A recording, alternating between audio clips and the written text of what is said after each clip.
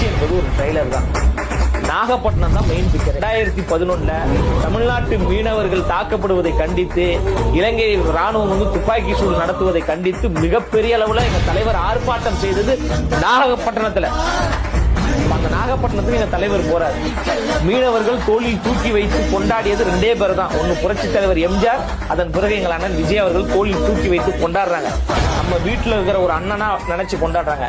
அப்படிப்பட்ட நபர் அண்ணன் விஜய் அவர்கள் நாகப்பட்டினம் போறாங்க. அப்ப நாகப்பட்டினம் எந்த அளவுக்கு மக்கள் ஸ்தம்பிக்கக்கூடிய வகையில மிகப்பெரிய அளவுல மக்கள் கூட்டம் அங்க வரதான் போகிறது. அந்த நாகப்பட்டினத்துக்கு எங்க தலைவர் போறாரு. மீனவர்கள் தோளில் தூக்கி வைத்து கொண்டாடியது 2 பேர் தான். ஒன்னு புரட்சி தலைவர் எம்ஜிஆர், அதன் பிறகு எங்கள் அண்ணன் விஜய் அவர்கள் தோளில் தூக்கி வைத்து கொண்டாடுறாங்க. நம்ம வீட்டுல இருக்கிற ஒரு அண்ணனா நினைச்சு கொண்டாடுறாங்க. அப்படிப்பட்ட நபர் அண்ணன் விஜய் அவர்கள் நாகப்பட்டினம் போறாங்க. அப்ப நாகப்பட்டினம் எந்த அளவுக்கு மக்கள் ஸ்தம்பிக்கக்கூடிய வகையில மிகப்பெரிய அளவுல மக்கள் கூட்டம் அங்க வரதான் போய் உருவாக்கும். ஒரே எம்ஜிஆர் தான், ஒரே அண்ணா தான், ஒரே கேப்டன் தான். ஆனா அவர்கள் வழியில், அவர்கள் முன்வைத்த சித்தாந்தம், அவர்கள் முன்வைத்த மக்கள் பணியின் மூலமாக அந்த விளைவுகளை எங்கள் அண்ணன் விஜய் அவர்கள் ஏற்படுத்துவார். நாங்க ஒரு அனுமதி கேட்டா ஒரு நெருக்கடியை கொடுத்து நாங்கள் செய்யக்கூடிய வேலைகளையும் செய்ய விடாமல் இந்த அரசாங்கம் தடுத்து கொண்டு பல மன உளைச்சல்களை ஏற்படுத்துது. நாங்கள் பெரும் சுனாமியை போன்று வருகிறோம்.